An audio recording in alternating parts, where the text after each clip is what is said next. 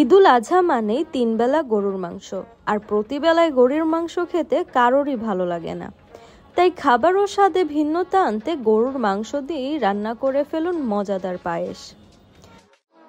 এই রান্নাটি প্রস্তুত করতে যা যা লাগবে তা হলো 300 গ্রাম গরুর মাংস, 2.5 কাপ তরল দুধ, 2 টুকরো দারচিনি, 2-3টা এলাচ, 2-3টা লবঙ্গ, 2টা তেজপাতা, চিনি স্বাদ মতো, লবণ স্বাদ মতো, ঘি, বাদাম বাটা 1 কাপ। বাগার দেওয়ার জন্য যা যা লাগবে তা হলো আদা কুচি, রসুন কুচি, শুকনা মরিচ কুচি, সাদা গোলমরিচ ও ঘি।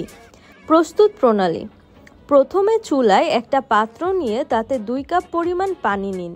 এবার কিমা ও আধা চা চামচ লবণ দিয়ে ওই পানিতেই কিমাটি ভালোভাবে সিদ্ধ করে নিন।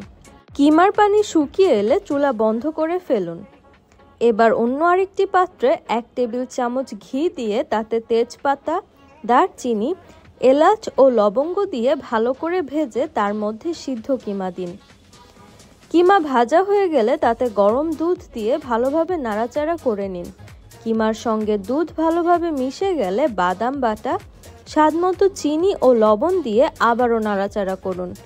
মিশ্রণটি ঘন হয়ে এলে চুলা থেকে পাত্রটি নামিয়ে রাখুন। এবার অন্য আরেকটি পাত্রে 1 চা চামচ পরিমাণ ঘি নিয়ে তাতে 1 চা চামচ আদা কুচি, 1 চা চামচ রসুন কুচি, 1টি বা 2টি শুকনা মরিচ কুচি ও আধা চা চামচ গোলমরিচের গুঁড়া দিয়ে ভালোভাবে ভেজে নিন।